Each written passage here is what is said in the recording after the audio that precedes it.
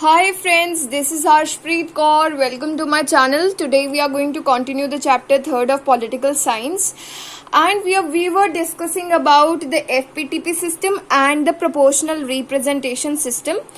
एक चीज़ रहती थी इसमें कि जब आप डिफरेंस करेंगे इन दोनों का difference between the FPTP and the PR, एक क्वेश्चन बनता है तो आपको सब कुछ क्लियर हुआ है. एक चीज़ रहती थी कि जो मेजॉरिटी होती है, मतलब मोर देन हाफ वोट्स जो होते हैं, वो किस में होने इम्पोर्टेंट है. कोई भी पर्सन अगर PR सिस्टम में विनर बनता है तो उसके पास क्या होती है, मेजॉरिटी होती है. ठीक है, but at the same time जो FPTP सिस्टम होता है इसमें इम्पॉर्टेंट नहीं होता कि मेजॉरिटी हो या फिर ना हो.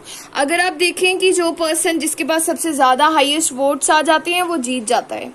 ठीक है, तो अब हमने PR सिस्टम का फर्स्ट वेरिएंट पढ़ा था और सेकंड वेरिएंट पढ़ा था, जिसके अंदर पूरी कंट्री को एक कॉन्स्टिट्यूएंसी और कई ज़्यादा कॉन्स्टिट्यूएंसीज में ऐसे डिवाइड किया गया था.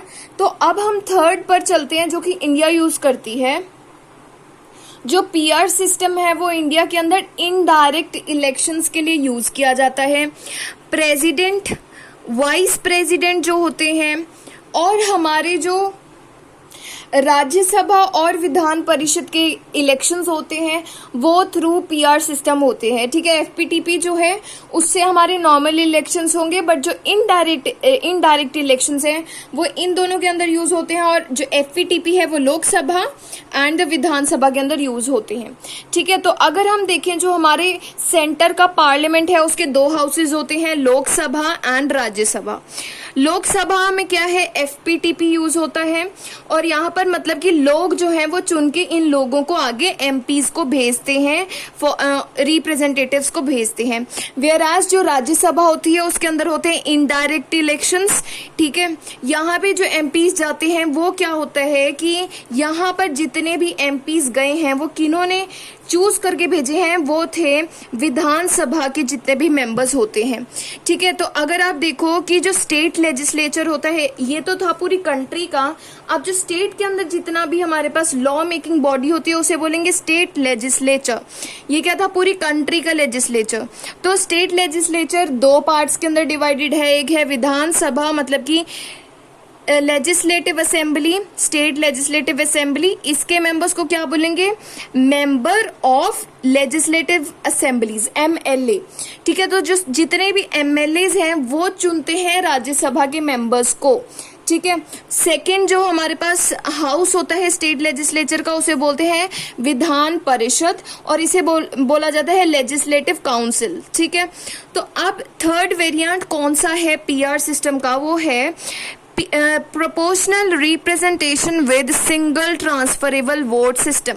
Single S transferable vote, STV system. तो ये क्या है, इसे क्लियर करते हैं. सबसे पहले अगर आप देखें कि जो हमारा STV है वो कैसे वर्क करता है. ठीक है, जब भी राज्यसभा के इलेक्शंस होंगे कौन वोट करेंगे, MLAs. ठीक है, स्टेट लेजिस्लेचर का विधानसभा के जो जितने भी मेंबर्स होते हैं. तो अब हम समझते हैं कि STV सिस्टम क्या है.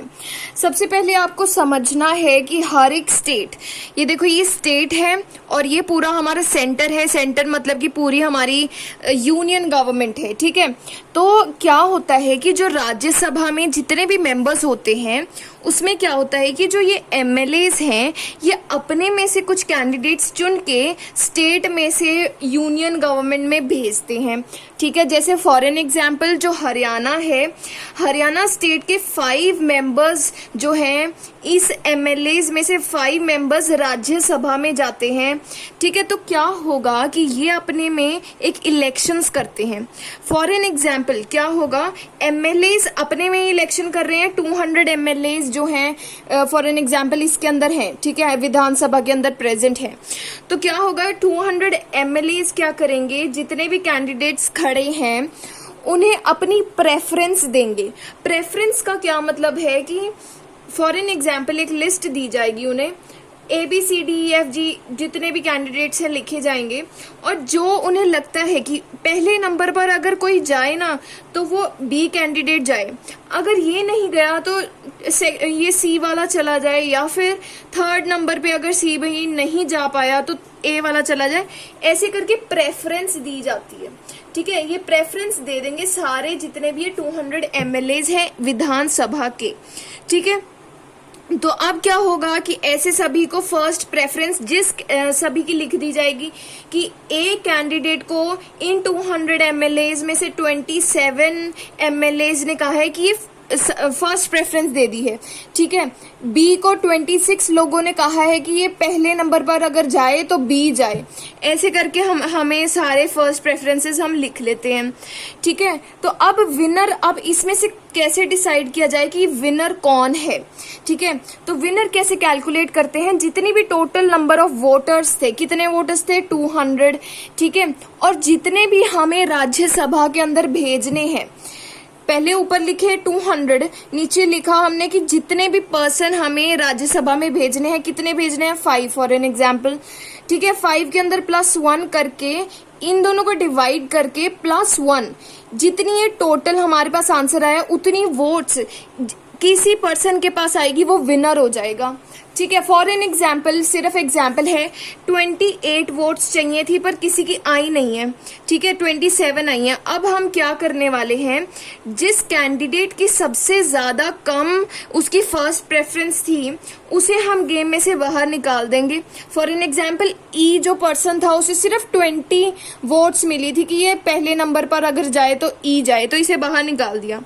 अब ऐसा होगा कि जिन 20 लोगों ने कहा है कि ई जो है उसे मैंने फर्स्ट प्रेफरेंस दी है, उन्होंने किसी को सेकंड प्रेफरेंस भी दी होगी, ठीक है। अब ये जो 20 लोग हैं, इनकी जो जो सेकंड प्रेफरेंस थी ना, कि फॉर एन एग्जांपल एक पर्सन ने कहा था कि फर्स्ट प्रेफरेंस मेरी ई है, सेकंड प्रेफरेंस सी है, ऐसे करके जिन्हें जिन्हें सेकंड प्रेफरेंस इन्हें दी है उनके अंदर उतने उतने ऐड होते जाएंगे, ठीक है। फॉर एन एग्जांपल सी को, इन 20 लोगों में से सी को कहा था, 10 लोगों ने बोल दिया कि भाई ये आगे जाए, सेकंड प्रेफरेंस 10 लोगों ने दी थी। फिर इन लोगों ने 20 में से 10 लोगों ने सी को दी, इतने लोगों ने इसे दी, इतने लोगों, ऐसे प्लस कर देंगे। तो जिसके 28 आ गए वो क्या होगा, he will be selected to go to Rajya Sabha.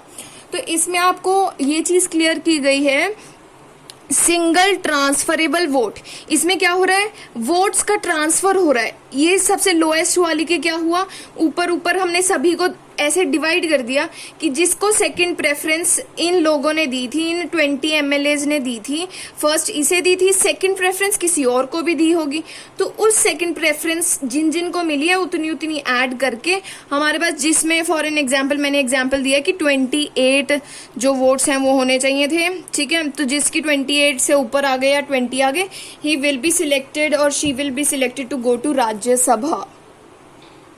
तो क्या फॉर्मूला था, आपको फॉर्मूला याद रखना है कि जितने भी टोटल नंबर ऑफ वोट्स हैं, जितने भी लोग वोट कर रहे हैं उन्हें ऊपर लिखना है, जितने भी लोग total number of candidates to be elected, मतलब हरियाणा से अगर 5 जाने हैं तो 5 लिखेंगे हम, 5 लिखेंगे, +1।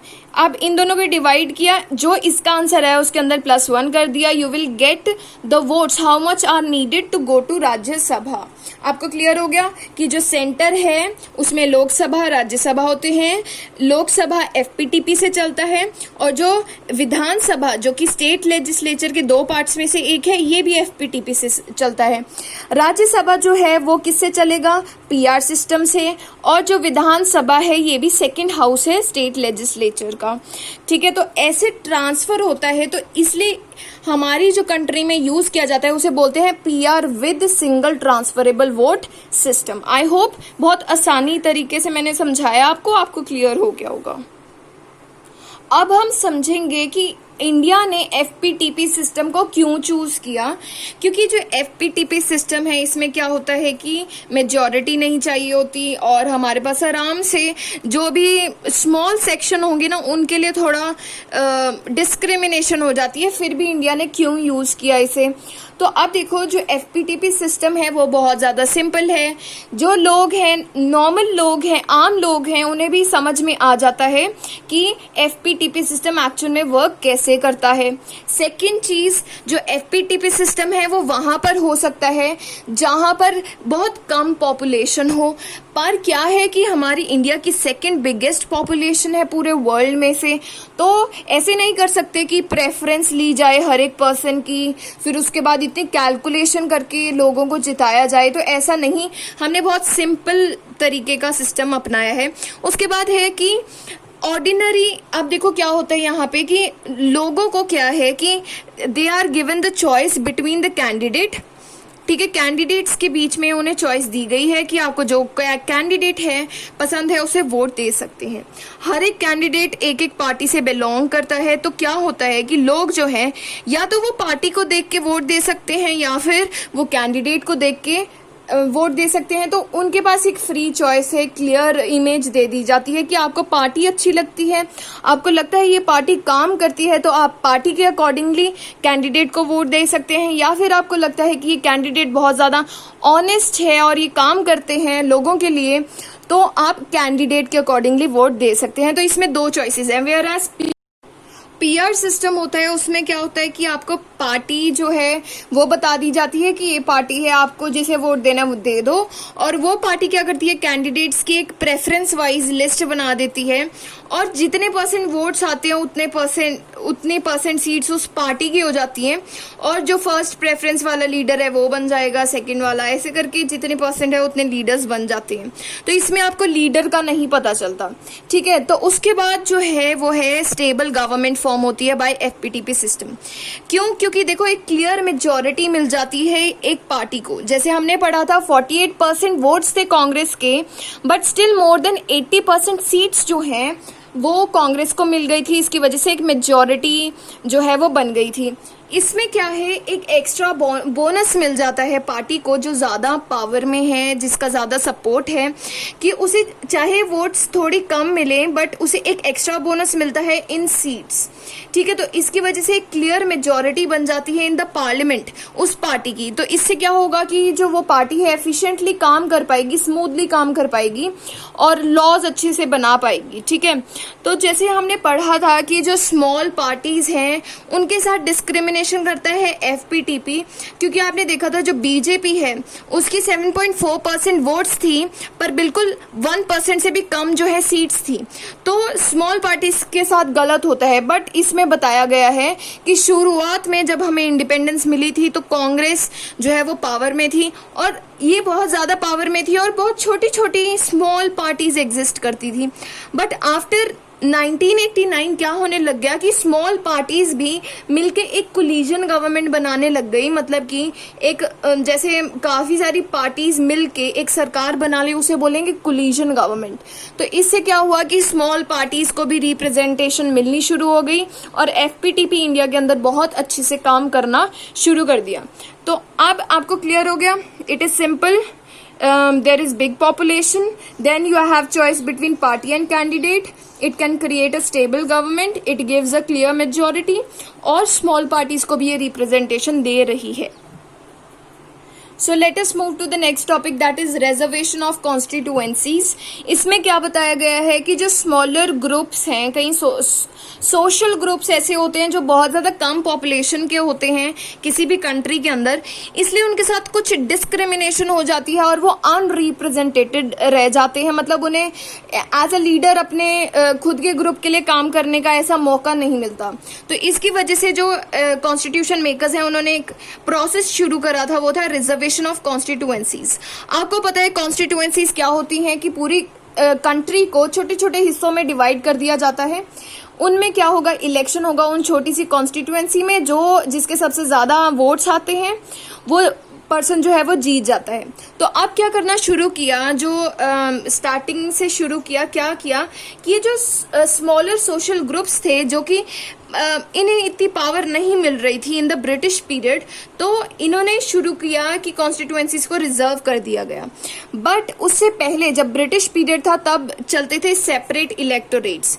इसका क्या मतलब है कि कोई भी एक रीजन है मान लो, उसके अंदर क्या होगा कि वहां पर एक टाइप की कम्युनिटी के बहुत ज्यादा लोग रहते हैं, ठीक है। तो क्या होगा, उस कम्युनिटी के अंदर क्या है, एक सेपरेट इलेक्टोरेट बना दी जाएगी। मतलब कि मान लो मुस्लिम एक जगह पे बहुत ज्यादा हैं, तो रिप्रेजेंटेटिव जो कैंडिडेट खड़े होंगे इलेक्शंस के अंदर वो भी मुस्लिम होने चाहिए, और जो वोटर्स होंगे वो भी सिर्फ और सिर्फ मुस्लिम ही होंगे, ठीक है। इसमें ऐसे कर दिया कि ये भी Muslim and these should also be Muslim. इससे क्या हुआ, सेपरेट इलेक्टोरेट से लोग डिवाइड होने शुरू हो गए। लोगों के मन में क्या हुआ, हिंदू मुस्लिम ऐसी सारी डिफरेंशिएशन आनी शुरू हो गई। इसकी वजह से कहा जाता है जो ब्रिटिशर्स थे they use to do divide and rule, ठीक है। तो इसकी वजह से इससे एक बहुत ज्यादा बुरा इफेक्ट आ रहा था एक ब्रदरहुड जो होता है एक कंट्री के अंदर उस पर। तो जो कॉन्स्टिट्यूशन मेकर्स थे वो सेपरेट इलेक्टोरेट्स के अगेंस्ट थे, इसलिए उन्होंने रिजर्व्ड कॉन्स्टिट्यूएंसीज का प्रोसेस शुरू किया। इसके अंदर क्या था कि कोई भी एक जगह है पर्टिकुलर, एक कॉन्स्टिट्यूएंसी है, उसके अंदर देखा गया है कि एक पर्टिकुलर टाइप या एससी या फिर एसटी बहुत ज्यादा है, तो उसके अंदर क्या होगा, जो कैंडिडेट्स खड़े होंगे वो कौन होंगे, सिर्फ एससी और एसटी ही होंगे, पर सारे लोग वोट करेंगे उन्हें, ठीक है। आप सोचेंगे ये तो अनफेयर हुआ कि एक पर्टिकुलर कॉन्स्टिट्यूएंसी में, एक पर्टिकुलर रीजन में हमेशा एससी या फिर एसटी जो हैं वो ही खड़े हो सकते हैं, जो दूसरे लोग हैं वो तो खड़े नहीं हो सकते। पर ऐसा नहीं है। जो कोई भी एक कॉन्स्टिट्यूएंसी है इसमें क्या होगा, मान लो अगर 2005 के अंदर इलेक्शन हुए थे तब ये रिजर्व्ड थी, मे बी 2010 या फिर 11 के बीच में जब भी इलेक्शंस होंगे तो ये रिजर्व्ड नहीं की जाएगी। ऐसे रोटेशन करते रहते हैं। जितनी भी कॉन्स्टिट्यूएंसी हैं, कभी इस वाली कॉन्स्टिट्यूएंसी को रिजर्व कर दिया गया, कभी इसको, तो ऐसे जो है रोटेशन चलती रहती है। तो आगे हम डिस्कस करेंगे in the next coming video. So I hope कि आपको इतना तो क्लियर हुआ होगा। Thank you. Subscribe the channel if my videos are helping you. Like जरूर करना, और आप अपने फ्रेंड्स के साथ मेरी वीडियोस शेयर कर सकते हो ताकि उन्हें भी बहुत ज्यादा हेल्प मिले in their studies. Thank you.